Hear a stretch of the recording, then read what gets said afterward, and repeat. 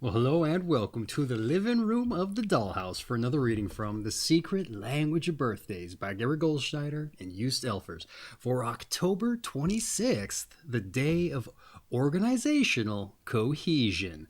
Quite the mouthful there. And at the top of the page, we have us a representational image of the day of Organizational Cohesion. And what is it? Well, it looks like a flower to you folks, but let me tell you, this part right here, that's not a blossom. It's a 32-point compass atop a branch of leaves, I suppose. Now, I don't know how that's supposed to represent the day of organizational cohesion, but hey, maybe we'll make some kind of connotations as we get on with the reading. That said, it's not altogether important. What is important, however, is it's October 26th and it's someone's birthday today. That's right. So what's important is me wishing you a happy birthday. That's what's important. But if this video finds you late, I don't know, days, weeks, or months, as it often happens, because people are busy and they're doing other things on their birthday ostensibly, well, I hope that you had a happy birthday. That's right. But for everyone else who's joining us randomly, or more ideally to celebrate the October 26th birthday, well, I just want to say hello, welcome, and I hope you enjoy yourself. Now, before we dive in with the redirect, something we like to do around these here parts is roll some dice. That's right. If and you guessed from all the noise there. Now, we need to live up to the namesake, so that's by and large why we do it. But more importantly, we do it for synchronicity's sake. And we rolled us again a 5 and a 3, 4 and 8. We rolled that yesterday. How about that? I think the colors were different though. In any event, 5 and a 3 for 8. Now, what is synchronicity, you're probably wondering? Well, it's just you getting out into the world and letting the universe show you it's with you on your path. And you do that by agreeing upon a number to get out there and look for. And to kind of show you the wayposts, if you like. Reaffirm for you that the universe is behind you and with you, all right? Now, you might not want to necessarily go with my numbers. The intention's there for you, but hey, it's probably ideal you take your own set of dice regardless, even if you go with my numbers, so you can assign directional values to number sets, like your compass there, if you like, and, time limits by which to go in those directions. Now, the idea being, once you get to the end of those time limits, you stop, compose yourself, and you look for not only your numbers, but maybe other signs, maybe anomalies out there in the environment you're in. Let's say you're in a museum or something, and you just you're going by the seat of your pants to find out which artworks to go to, and maybe you find yourself in front of a statue, right? Who's to say? And maybe that statue just so happens to have a fig leaf on it and a 32-point compass in the one hand there, if you couldn't see that off frame. And now, I don't know, maybe day starts to take on a theme. And so maybe you roll the dice again, 20 minutes. There's no 20 on there.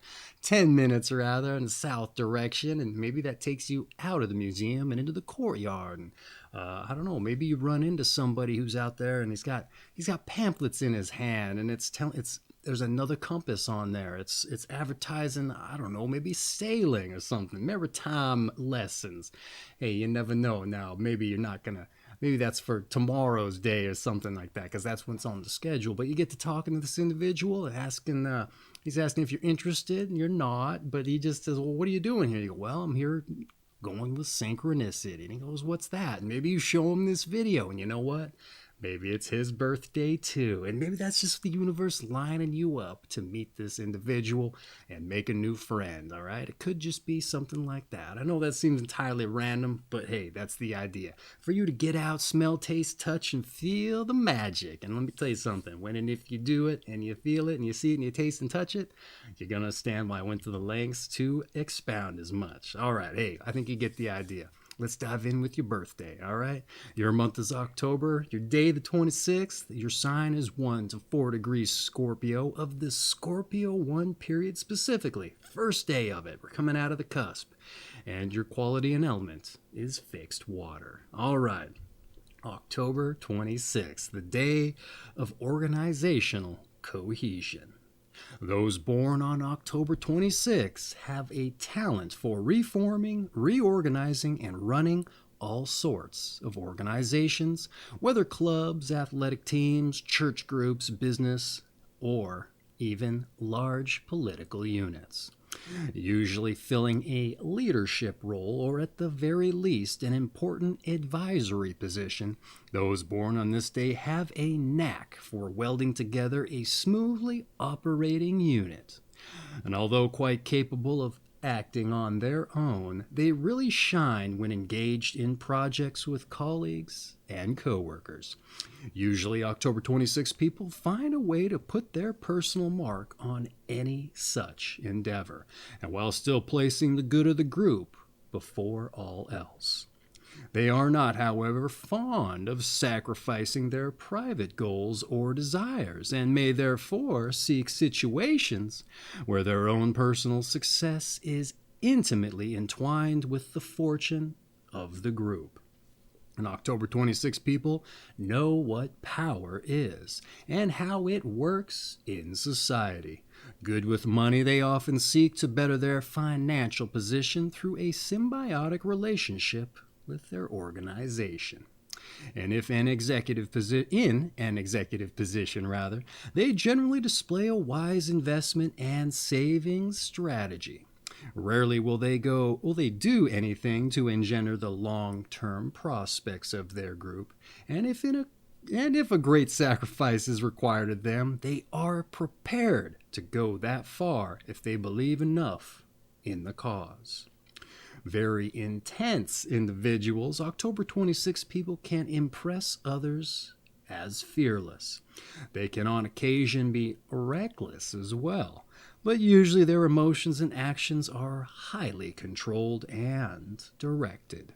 Some born in this day even elevate self-control to a god-like position and become rather unsympathetic, perhaps hardened to public displays of emotion or weakness. In fact, it is much better for their sake if they go in the other direction. An invulnerable stance will ultimately prove a hindrance and should be gradually phased out. Experience should teach October 26 people that true respect has to be won and cannot be forced from others. Unfortunately, fear at times can be demanded, and less highly developed October 26 people may not acknowledge the fact that the fear they elicit is not respect. And October 26 people are planners, but also doers.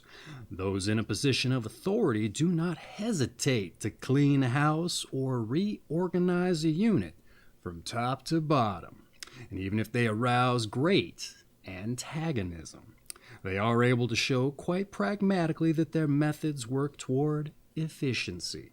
And it may be more difficult for them to illustrate the benefits in human terms. Children who have October 26 people as parents will rarely be in the dark about what is expected of them. And October 26 children, on the other hand, will expect strong leadership from their parents and may come to resent any vacillation or uncertainty in the guidance they receive.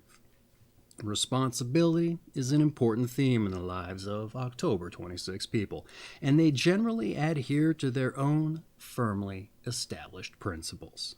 They must beware, however, of succumbing to power urges and thus losing touch with their moral center. Well, all right. How about that for a dramatically drilled down upon theme of a birthday there? All right, let's dive into some notes. I'd like to provide a little bit of a commentary on the breakdown, if you like. All right, October 26th, the day of organizational cohesion. A talent for reforming and running organizations of all kinds and turning them into smoothly running operations. Let's see here. You're fully capable of working on your own, the reading claims, but you shine when working with colleagues. That being written, you have a capacity for putting your own stamp on things while also putting the welfare of the group above all else. And I think this is important, all right? And it's paramount even. And I could see this going the other way altogether, all right? To say that the project being considered yours and not the group's, and breeding a kind of resentment amidst those involved, if that happened to be the case. Not to say that that won't still occur, even if you're putting people ahead of the project. Knowing people, they're still going to find some kind of resentment to kind of clamor on to, if and you like. If and they see that your name's stamped all over it. But if you're doing the right thing, at least you can justifiably set other people's hang-ups aside, or more importantly, address as much. All right, got to keep the welfare of the troops in good standing. Am I right? That said, the reading conveys you may just entwine your personal goals with the fortunes of the group for a kind of symbiosis, and so those with certain resentment may not be totally off base if that happens to be the case, at least from a certain perspective, right?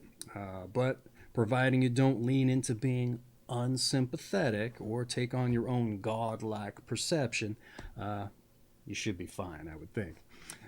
It's when you try to elicit respect through fear or your status for its own sake, you're only going to go so far for so long.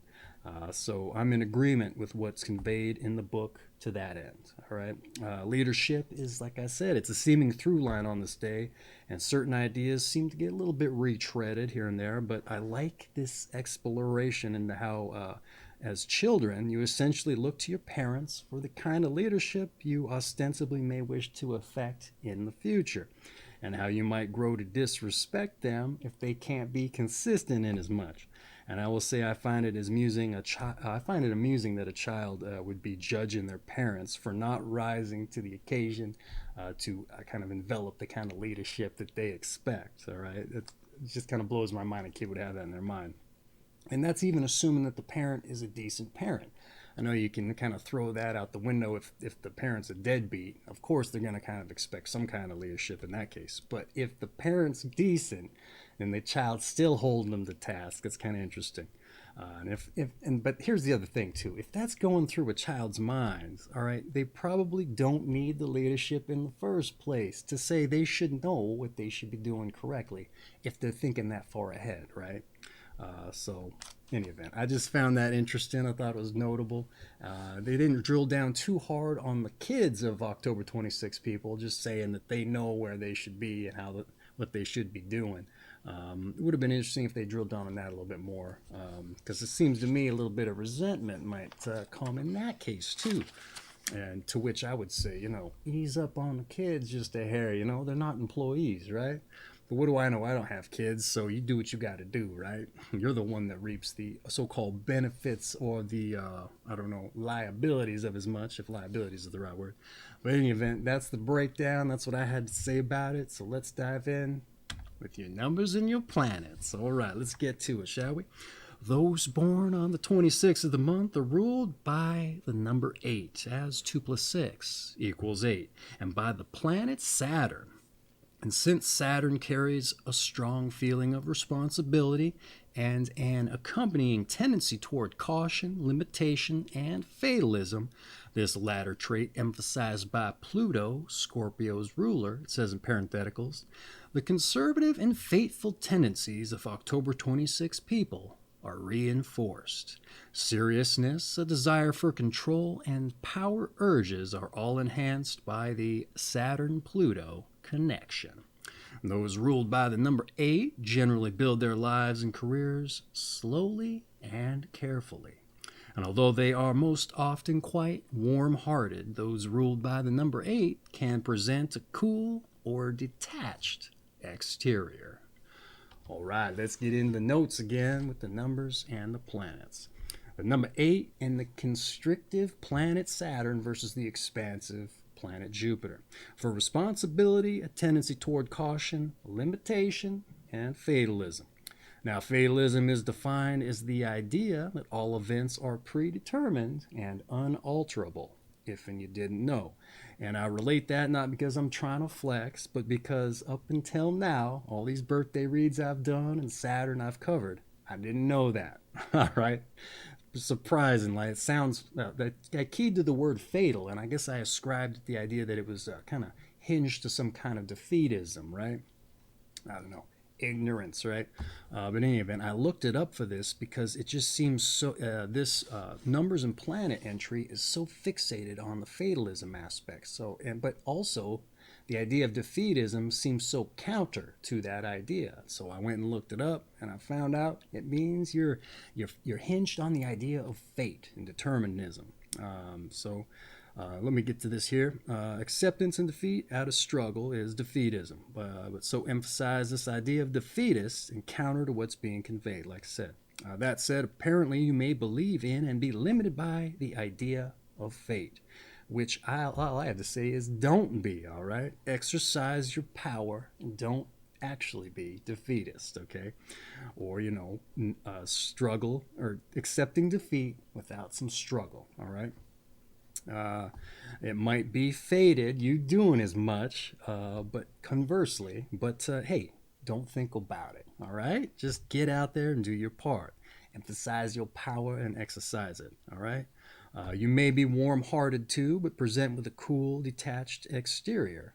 Maybe that's because you're thinking too much about fate. All right? All right, that's right.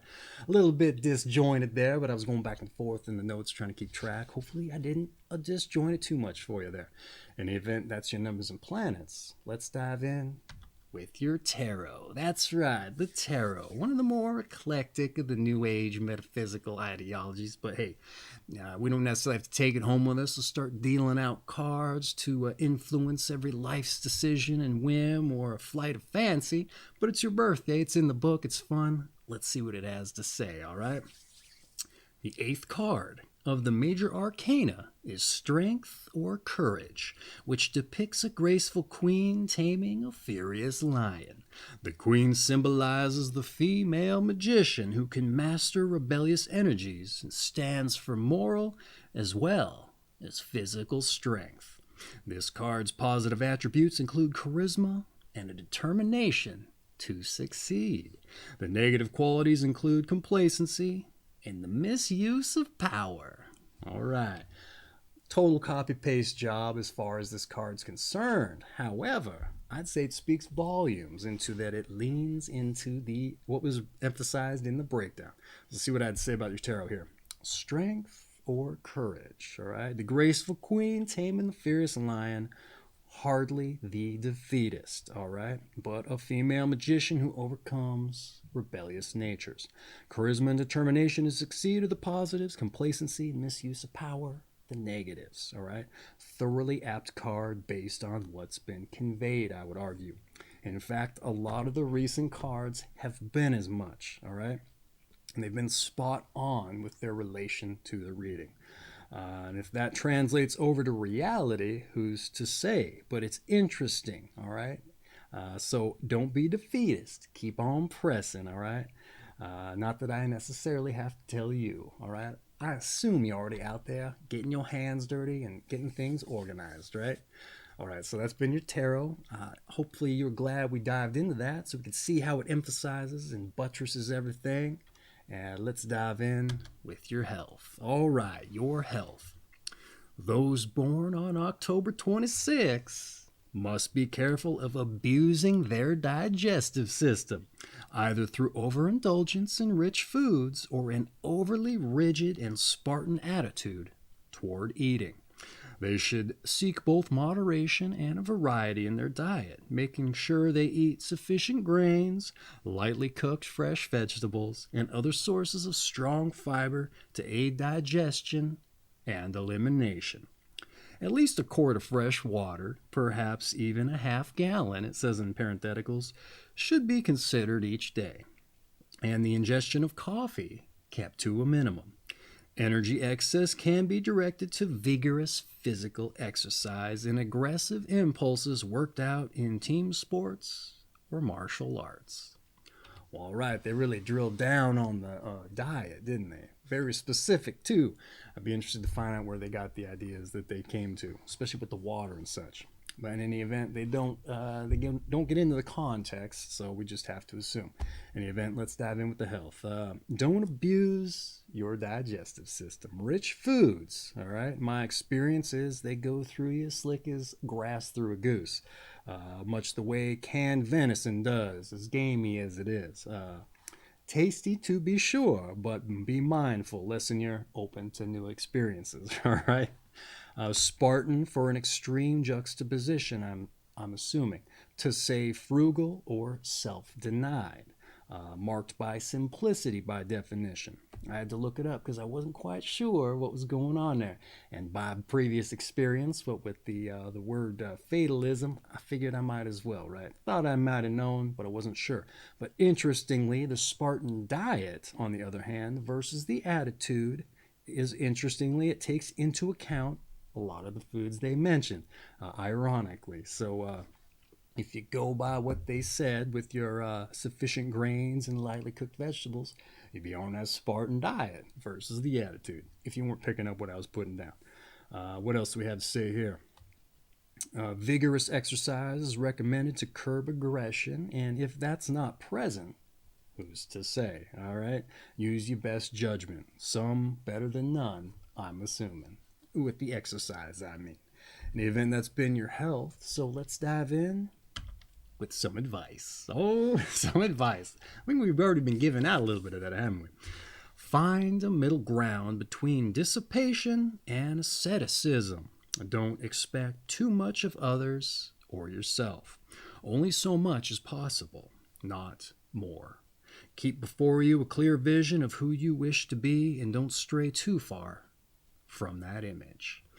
Well, all right, let's dive in with the advice. Had to write it in the book itself because I ran out of space on the page there. Dissipation and asceticism. The words today, all right? Am I right? Wasteful expenditure or self-indulgence for dissipation. Strict denial as a discipline for asceticism. And if that doesn't make any sense, like the Buddha starved himself trying to achieve enlightenment, all right? Find a middle ground, all right, between indulgence and starving yourself. I would agree.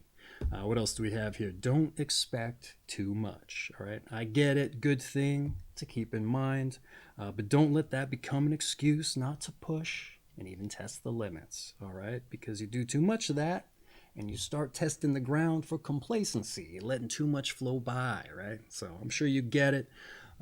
Just keep an eye on it. Keep a clear vision of who you are and who you want to be. Important to remember, especially if you find yourself in a place that can vacillate between the extremes of success as well as failure, and all its trappings of success, right? So stay true to yourself, and none of those things will ultimately matter, all things considered, or affect you the way others who aren't mindful of as much would be. At least that's the idea and the ultimate aim, right? Okay, that's been the advice. So let's take the energy down just a hair and get in to your meditation. Your meditation. All right, you ready? The shadow side of the personality can only be ignored for so long. All right, all right. Once again, the shadow side of the personality can only be ignored for so long. All right, hey, it's your birthday. That's your meditation. I'm not going to throw some spin on it for you or some interpretation of mine. That wouldn't be helpful to you. It's your meditation. All right, with the meditation in the can, as it were, let's move on to your strengths and weaknesses. All right, let's do the work. Can you guess what they are? I'm sure you already know, but hey, let's find out what the book has to say. Your strengths, you're group conscious, you're financially astute, and you're organized. Ooh, I thought they'd start off with organized or leadership oriented. Who's to say? Any event, hey, that's been your strengths. Now, let's dive in with your weaknesses. All right, your weaknesses. You ready? Can you guess? Oh, this first one here. You're dour, you're repressive, and you're rigid. Oh, rigid? You know what's the dour, I think, is the first time I've seen it in there. Dour. I like that word, though I wouldn't necessarily want it as a weakness, all right? So, hey, but all those are things you can improve upon. Just follow the advice. That's right. Follow the advice and be mindful of your meditation. Anything. Those are your strengths and weaknesses. Let's move on to those born on this day. And when we get into those born on this day, I like to segue into something that I find important, and that is figuring out our passions. That's right. Too often I get out in the world and I meet folks, ask them what they do, and more importantly, if they like it, and a lot of times they don't. And you know what? Who can blame them? I think it's because they don't have any passion, a purpose in life. And you know what? That's difficult to figure out a lot of times. And again, who can blame them, right? Well, you get a job right out of school, and maybe it's not a job you like because it was the first thing that came along that put a roof over your head and food on the table. And maybe you just kept following that career path steady up, and it still wasn't something you like to do. But at the end of the day, you don't have any time to put into work to figure out your passion, because a lot of time it takes work. And even if you know your passion, you don't necessarily how to make it financially viable. So I figure this is the perfect opportunity to not only see who shares your company, but how they got in the book, how they got notoriety, and hey, maybe their passions is what did it for them.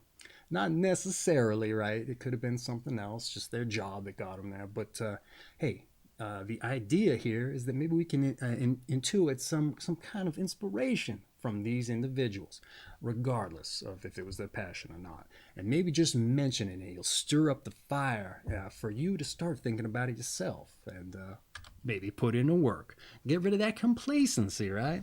All right, I think you get the idea. Let's get in with it. Those born on this day. We have Francois Mitterrand, a French president, Hillary Rodham Clinton, the First Lady, lawyer, and U.S. health czar, it says.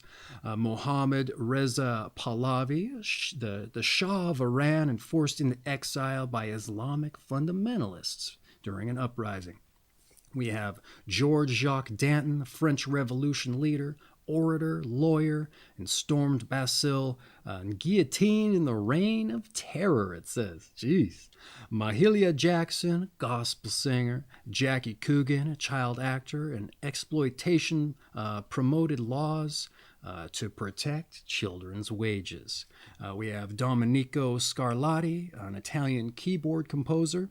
We also have Sid Gilman, was a football coach and offensive innovator for the Los Angeles Rams, and he led LASD Chargers to 5 Western titles and 1 championship. We also have Bob Hoskins, the British film actor. I think he was in Who Framed Roger Rabbit, right? Is the detective there? The PI, anyway. We also have Liu Jia-chi, I think, probably saying that wrong, Chinese scientist, peasant and Workers' Party chairman. We also have Margaret Hagood, statistician, sociologist, and responsible for Mothers of the South. We also have Cardinal John Joseph Kroll, a Roman Catholic Church leader, John S. Knight, a publisher and newspaper magnate, Nelson dos Santos, a Brazilian film director of Memoirs of Prison, and also an editor and a producer. We'll have Don Siegel, film director of Invasion of the Body Snatchers and Dirty Harry. We have Charlie Barnett, jazz saxophonist, band leader, and 11 marriages, it says. All right. Jacqueline Smith, a TV actress, Charlie's Angels, Beryl Markham, an aviationist and a pilot, 2 separate things, it says. Francois Dupuis, French astronomer, and Pat Sajak, the TV personality of Wheel of Fortune fame. All right, hey, and that's been those born on this day. I wonder what Pat Sajak's passion is. Not having a wheel turn in front of him, I can't imagine. But hey, we had some scientists, scholars, politicians, leaders, right? People who had endorsed organizational cohesion. It would be interesting to try to frame that around Pat Sajak. Hey, you got to keep that wheel organized. They got to take the cards off of there sometime too, maybe. In any event. Oh, and he's got to keep the letters in his mind, right? There you go. In any event. Hey, the idea here was that you took some inspiration. And I know it's a big ask, a tall order, but hopefully it's getting the fire stirred up for you, if and it was an issue. In the event, with that being said, those born on this day in the can, that essentially rounds out your birthday reading. Except to say, your season is fall, your sign once again is Scorpio, of the Scorpio 1 period specifically, and your quality and element is fixed water. And this has been October 26th, the day of Organizational Cohesion from the Secret Language of Birthdays by Gary Goldschneider and Joost Elfers. I have an affiliate link for this book down in the description. If you're interested in picking up a copy and you don't want to type it in the browser, you just click the link there. Not only supporting the channel, you're supporting these gentlemen who make all this possible. That's right. All that being said, that's not necessarily what's important. What's important is wishing you a happy birthday. That's right, happy birthday. And for everyone else who joined us to celebrate, hey, I just want to say I hope you enjoyed yourself, and we see you back here for your birthday reading. But lest we forget your daily numbers. That's right. Get out there and let the universe show you it's with you on your path. And, just see, feel, taste, touch the magic. Like I said, once you do, you'll understand why I went to the effort to put it out there for you. In any event, once again, happy birthday, and take care of yourselves, all right?